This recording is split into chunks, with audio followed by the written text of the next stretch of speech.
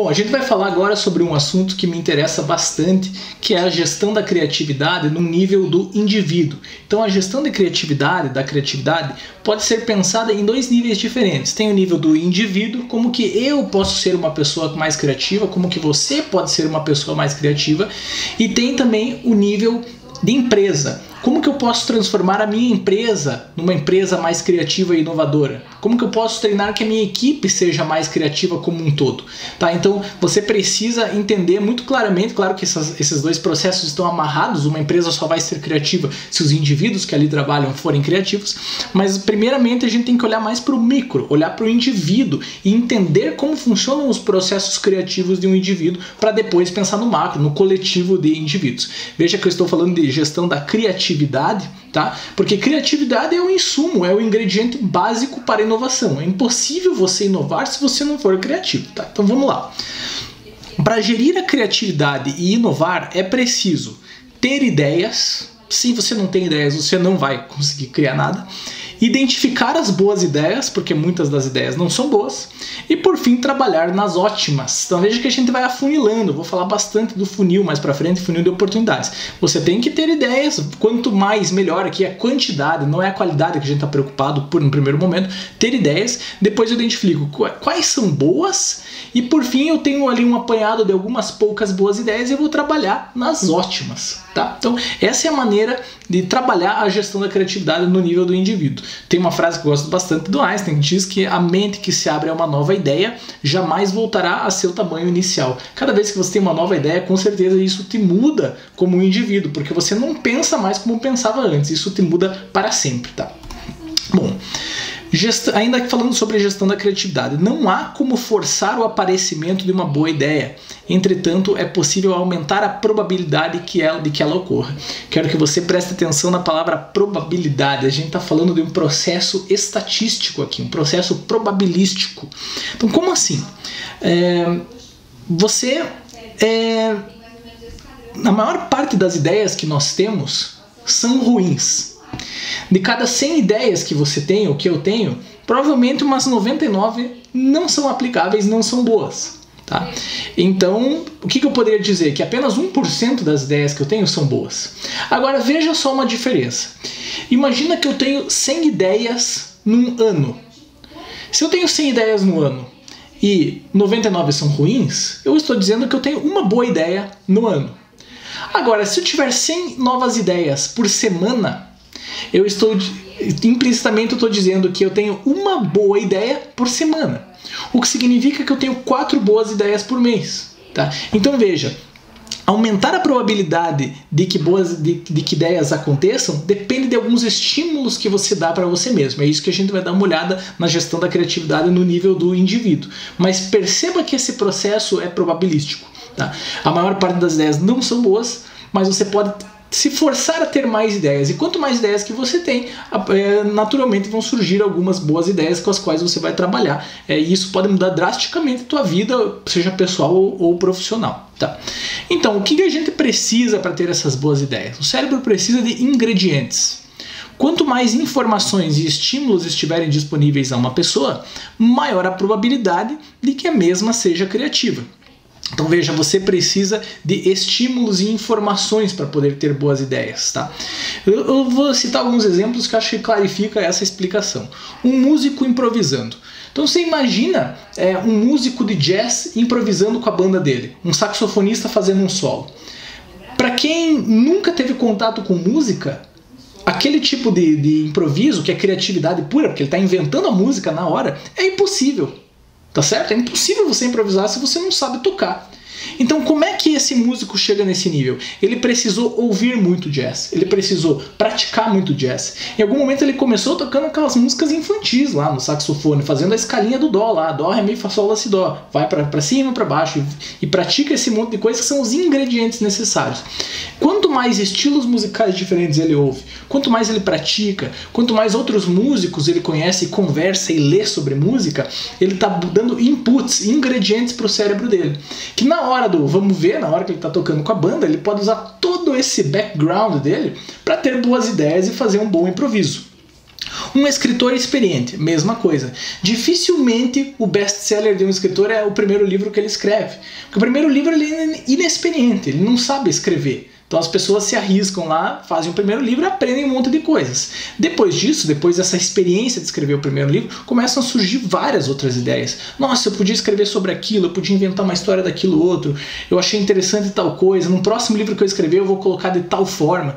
Então veja, você só pode criar essas ideias se você tiver passado por algumas experiências anteriores. Por isso que vamos mudar a pergunta. Quem será que tem mais chance de escrever um bom livro? Um escritor que é experiente ou um escritor que está começando agora? Intuitivamente você vai dizer, é o experiente, porque ele tem mais ingredientes, ele tem mais probabilidade de ter boas ideias. Coloquei um outro exemplo aqui que é da minha área, um engenheiro sênior.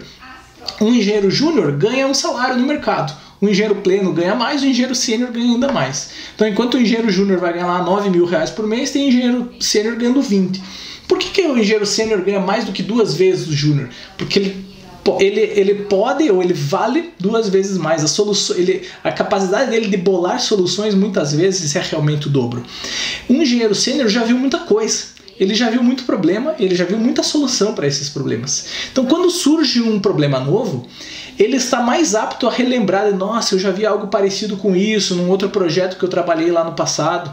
E então talvez a gente possa adaptar aquela solução que eu já vi funcionar lá atrás para algo novo agora. Então veja, ele está sendo criativo, mas para ele ser criativo ele precisa desses ingredientes, né? Então quanto mais você estuda, mais experiências você tem, mais criativo você tende a ser. É impossível você ser criativo se você não se submete a ter experiências. Tá? Então, como ter boas ideias? Eu separei algumas formas aqui de um livro muito legal do Stephen Johnson chamado De Onde Vêm as Boas Ideias. Se quiser mais uma recomendação de leitura, essa aqui é muito interessante. Então, o Stephen Johnson fala do possível adjacente, já comentei com você. A gente pode pensar em coisas que estejam a um passo de distância da gente. Se você nunca estudou física quântica, você não vai ter insights, ideias boas a respeito desse assunto. Então você precisa ter estudado a física quântica para a partir daí começar a criar algo novo. Agora, se você trabalha numa clínica de estética, por exemplo, eu que não estou nesse meio da clínica de estética, não vou ter boas ideias sobre como fazer um procedimento novo, como cativar um público novo, como agradar um determinado tipo de cliente. Agora, você que está vivendo naquele dia a dia ali, está muito mais apto a ter ideias para melhorar o seu produto ou seu serviço dentro desse ambiente. É o seu possível adjacente. Não é adjacente a mim, é adjacente à pessoa que está ali vivendo aquela realidade.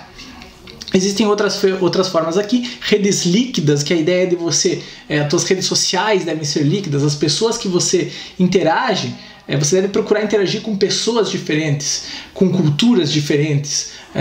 Se você fica muito restrito a trabalhar com uma mesma equipe durante muito tempo, e teu convívio familiar na tua casa são com as mesmas pessoas sempre, você não tem outros tipos de amizade, você vai engessar um pouco a sua forma de pensamento, o que vai diminuir a probabilidade de que você tenha novas ideias.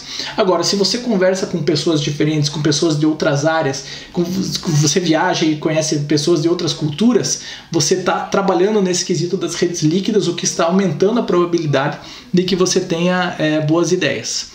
Uma outra ideia interessante é da intuição e o pensamento flexível.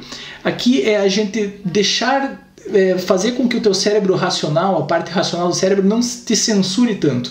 É aquela coisa de feeling, que dizem que as mulheres têm muito melhor que os homens, né? De você sentir algo, de você usar a tua intuição, aquela coisa que vem de dentro. É você ser, às vezes, até emotivo para resolver um problema. É você pensar, algo me diz que isso aqui não vai dar certo. É você permitir você mesmo sentir esse tipo de emoção.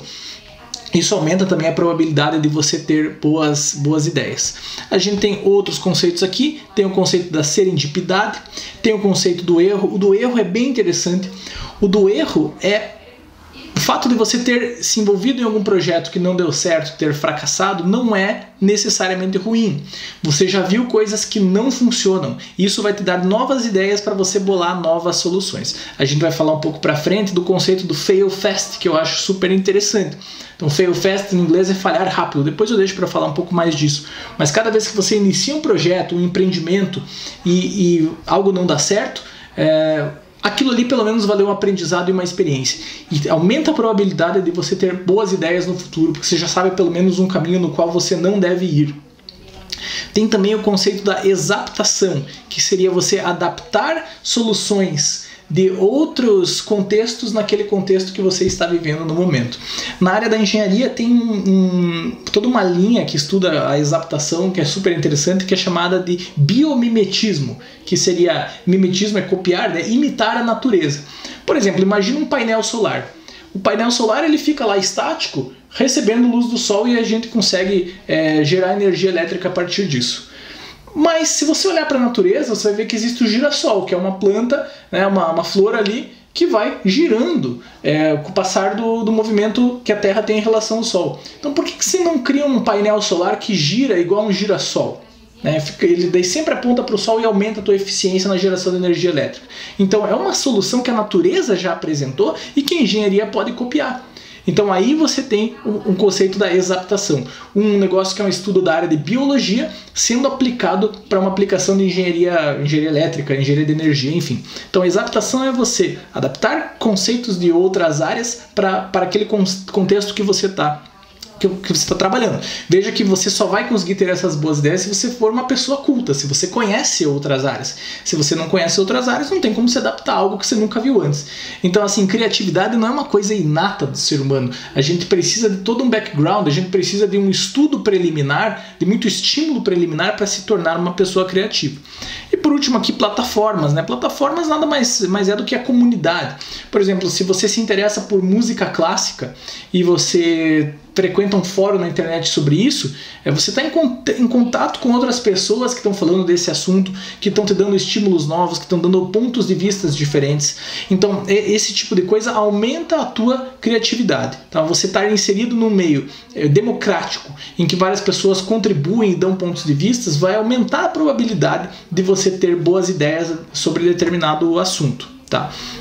Então, eu listei aqui algumas formas de aumentar a probabilidade de se tornar mais criativo.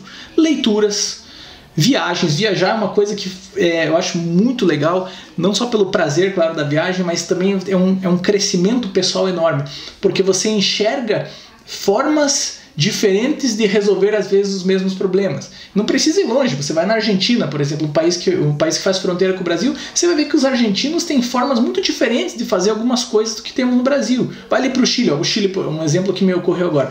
O Chile não tem essa divisão que nós temos de polícia e exército, e polícia rodoviária, e polícia federal e polícia militar. Para eles é uma coisa só, né? Tem uma força lá armada só. Então, é uma forma diferente de resolver um mesmo problema de segurança que a gente tem. É melhor ou pior? Eu não sei. Mas o fato de você ver culturas diferentes, resolvendo problemas de maneiras diferentes, te torna alguém mais criativo. Estudos, não precisa nem falar, né? Como é que eu vou ter uma boa ideia sobre educação física se eu nunca estudei educação física? Se eu não sei nada de anatomia nem de fisiologia? Tá fora do meu possível adjacente. Então o estudo vai aumentando esse teu possível adjacente. Quando você lê sobre diferentes áreas, você vai se tornando uma pessoa mais criativa. Conversas interessantes, né? Você conversar com pessoas interessantes é uma forma super prazerosa de você ter um crescimento pessoal e se tornar mais criativo também. Assistir a filmes e a documentários, uma pessoa que gosta de leituras, de fantasias, de romances e ver filmes e documentários, também tende a se tornar uma pessoa mais criativa. Um autor de um romance, antes dele escrever um romance, ele deve ter lido milhões de romances antes para conseguir desenvolver essa habilidade. Conhecer lugares novos, já falei sobre isso, fazer trajetos diferentes, uma simples coisa como você dar um estímulo diferente para o teu cérebro, ao invés de fazer o mesmo caminho da tua casa até o trabalho todos os dias, você mudar teu trajeto, vai te tornar uma pessoa mais criativa, porque você vai estar tendo estímulos diferentes. Expor-se a novas experiências, então você querer experimentar. Às vezes a gente vai sempre no mesmo lugar no fim de semana, no mesmo restaurante, no mesmo bar, pede a mesma coisa para comer. Se você experimenta coisas diferentes, conversa com pessoas diferentes, você vai estar se desenvolvendo para ser alguém mais criativo. Para finalizar, para ser inovador, são necessários 3 ingredientes. Cultura é o ingrediente básico, conhecimento sobre diversas áreas. Então, quanto mais culto você for, mais criativo você é também. Então veja que às vezes aquele estudo que parece decoreba, nossa, aqui não dá para usar para nada. Às vezes a gente vê pessoas falando de criatividade, jogando a ideia muito livremente, assim, não, você tem que pensar fora da casinha e tal. Mas como é que você pensa fora da casinha? Como é que você pensa o que ninguém nunca pensou antes? Antes disso, você precisa de muito estudo. Precisa de muito trabalho duro da sua parte para ser alguém culto, para começar a pensar em coisas diferentes. Imagina uma pessoa que nunca estudou nada, que tem uma educação super limitada, que nunca viajou, que mal sabe ler. Como que essa pessoa vai ter boas ideias? É muito mais difícil para uma pessoa dessa ter boas ideias do que uma pessoa que é super viajada, que já leu muitos livros, que fala 3 idiomas, que conhece toda uma rede de pessoas. Depois, proatividade.